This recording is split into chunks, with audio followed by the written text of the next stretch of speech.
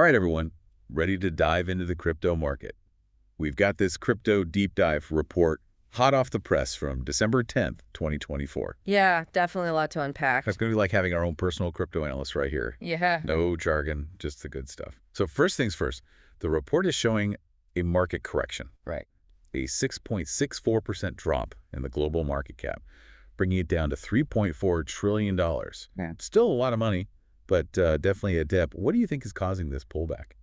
Well, Bitcoin had that big rally recently, so some people are probably taking profits now. Cashing out after the big run. Exactly, yeah. And, there's also that sort of market exhaustion, maybe, like after a sprinter goes all out, they need a break. A cool down period. Yeah. So the market's kind of catching its breath. Okay, that makes sense. But 92% of cryptocurrencies lost value. Yeah, it's a pretty widespread dip. That sounds like a bit more than just taking a breather. The report also mentions $1.46 billion in futures liquidations.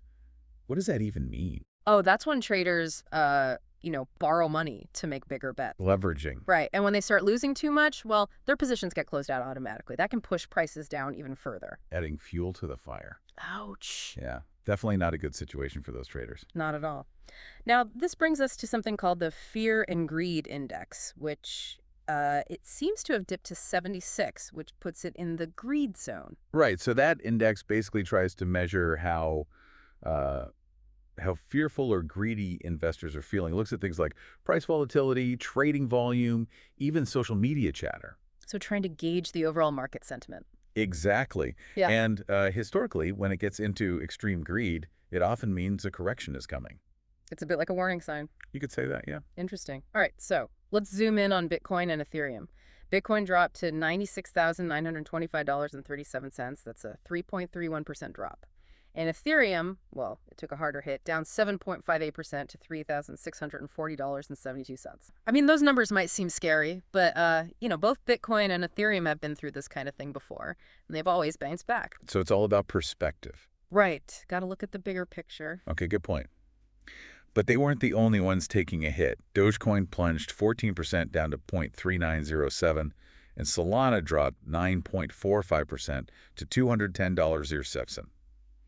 Is this just part of this broader trend, or are these altcoins in trouble? It's probably a bit of both. The market's down overall, but you also have to look at what's happening with those specific coins. Like project-specific news or events? Yeah, exactly. Solana's had some criticism lately about centralization and network issues. So those things could be contributing to its drop. Okay. Yeah. Well, amidst all this red, there were actually some green shoots. Oh, right. Bitget token is up 5%, Radium gained 4.5%, and Virtual's protocol climbed 4%. So are those just anomalies, or is there something more to it?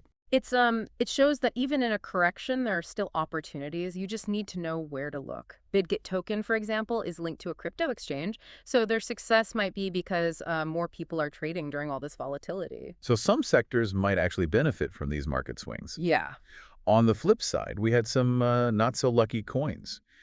FLOCI took a 21.8% hit, Movement lost 21.2%, and Gala dropped 20.8%. Why such drastic losses for these? That's where research comes in. Due diligence. Right. Some of it might be project-specific news, maybe a delayed launch or regulatory problems. Okay. Or it could just be that investors are, moving their money to the bigger, more established coins when things get shaky. Like a flight to safety within the crypto market itself. Exactly. Interesting. Okay, before we get into the specific news stories, I have to ask, why should people even care about this market correction? What does it mean for someone who's just curious about crypto but hasn't actually invested yet? Well, market corrections can be scary, but they're actually a normal part of any market. Ups and downs. Yeah, exactly. And they can be a good opportunity for people who believe in the long-term potential of crypto. It's a chance to buy in at a lower price. A potential buying opportunity. Yeah, and it also shows that crypto isn't a get-rich-quick scheme. It's a real market with real risks. A reality check. Right. Crypto is a powerful technology, but it's important to be realistic. Absolutely. All right, well said. Now let's jump into some of the news stories that are impacting the crypto world. First up, Microsoft decided not to adopt Bitcoin as a reserve asset. What's the story there? I think it comes down to volatility. Bitcoin's price swings. Yeah. For a big company like Microsoft, that kind of unpredictability is a big problem. They need stability. Right. Imagine trying to do your accounting when one of your assets could go up or down 10% in a day. Yeah, not fun. Not at all. Okay. Now, this report also talks about Ray Dalio's prediction of a global debt crisis. He seems to think Bitcoin, and gold too, could be a safe haven in turbulent times. What do you think about that? Dalio's a smart guy, so his prediction is worth considering. His argument is that as global debt keeps rising and governments print more money, well, our traditional currencies could lose value. Inflation. Right. So in that scenario, things like Bitcoin and gold, which are seen as having intrinsic value and are limited in supply, they could become more attractive. So like a hedge against inflation. Exactly. But whether his prediction comes true, well, we'll have to wait and see. Good point. Always good to be a little skeptical. All right, now this next story is really interesting. It's about Floki, the meme-inspired cryptocurrency launching a debit card in Europe through a partnership with MasterCard. This seems like a big deal. It is, definitely. This is a big step towards mainstream adoption for crypto. I mean, meme coin started as a joke, right? Yeah. But now with this MasterCard partnership, Floki holders can actually use their coins for everyday purchases. That could make it more popular and maybe even boost its value. So it's taking something that started as an internet meme and giving it real-world use. That's pretty amazing. It is. It'll be interesting to see if other meme coin projects follow suit. It could be a sign of things to come.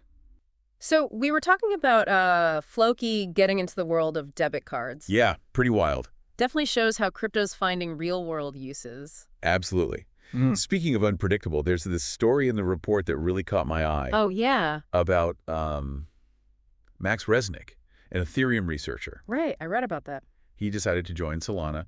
Why would someone, like a big name in the Ethereum community, make that move? Well, it kind of shows what's going on in the blockchain world, these scalability wars. Oh, right. Resnick's been saying that Ethereum's too reliant on these layer 2 solutions for scaling. Makes things too complicated, he says. For those of us who aren't, like, coding wizards, what are layer 2 solutions? Basically, they're like extra networks built on top of Ethereum. Okay. To handle transactions faster, like adding more lanes to a highway. To ease the traffic. Exactly. But Resnick says it creates this messy system, less secure maybe. So it's a trade-off, faster transactions, but more complexity. Right. He thinks Solana's way is better, focusing on scaling at the base level. Like building a bigger highway from the start. Yeah, exactly. But it's a big debate, Ethereum and Solana, they both have their pros and cons. We'll have to see who comes out on top. It's like a battle of the titans. Yeah. Well, while they're battling it out, some other players are going after institutional investors. The report mentions BitGo letting their clients earn yield on Bitcoin. Oh, yeah, that's interesting. Seems like a big shift, right? It shows how institutions are getting more into crypto. Traditionally, Bitcoin was seen as more like digital gold, a store of value. Right. But now, with these yield-bearing products, institutions can actually make money from their Bitcoin holdings. Like a new revenue stream. Exactly. Makes it way more attractive for those big investors. And that could push the price up even more. Potentially, yeah. But, institutional money can be a mixed bag. It can bring stability, but it could also mean more manipulation. So, gotta be careful. Definitely. Okay, now for something completely different, this story about MemeFi. Remember Maverick Protocol launching that platform on Base? Oh, yeah. I'm still not sure I understand what MemeFi even is. Sounds like something out of a sci-fi movie. It kind of is, right? It's basically where DeFi meets meme culture. DeFi, that's decentralized finance. Right. So on Maverick Protocol, you can lend and borrow meme coins. Meme coins like Dogecoin. Yeah, like Dogecoin and Shiba Inu. So instead of earning interest on your Bitcoin, you could earn interest on your Dogecoin. Yeah, something like that. But gotta say, it's really risky. Meme coins are volatile, right? Super volatile. And the whole thing depends on how popular those memes stay. It's like a betting on the stock market, but for internet jokes. Yeah, pretty much. High risk, high reward. Yeah. Not for the risk averse. Definitely not. Now, shifting gears a bit, this report also talks about Google's new quantum chip. Oh, right. Why are some experts saying it could be a threat to crypto encryption? Well, quantum computing is incredibly powerful. Right. And the worry is that it could crack the codes that protect cryptocurrencies, like Bitcoin. Like having a master key to all the Bitcoin vaults. Yeah, kind of like that. If someone had a strong enough quantum computer, they could, in theory, break the encryption and steal funds. So a quantum crypto apocalypse. Not exactly. Those super powerful quantum computers are still a ways off. Okay, so we have some time. But yeah, it's something to be aware of. People are working on quantum-resistant crypto, though. Well, that's good to hear. Now, this report also talks about Tether getting regulatory approval in Abu Dhabi. Yeah, big news. What does that mean for Tether? It's a huge win for them. And for stablecoins in general, USDT is pegged to the US dollar. Right. So it's a good alternative for people in places with unstable currencies. Bringing stability to places that need it. Exactly. And getting approval in Abu Dhabi, a big financial hub, that paves the way for wider adoption in the Middle East. Opening up new markets. Exactly. And it's not just stablecoins. The report also mentions Crypto.com expanding their partnership with Deutsche Bank. Really? Yeah, they're going after the Asia-Pacific and European markets. Wow. It shows that traditional finance is starting to take crypto seriously. The old guard is paying attention. Yeah, and Deutsche Bank, they're a huge player. Right. So by working with Crypto.com, they can get a foothold in this new market. A smart move for both of them. Absolutely. It's a perfect example of how these collaborations can really push crypto forward. Makes sense. Well, this report's been a wild ride. Market corrections, meme coins, quantum threats, global partnerships. Crypto never sleeps, does it? Definitely not.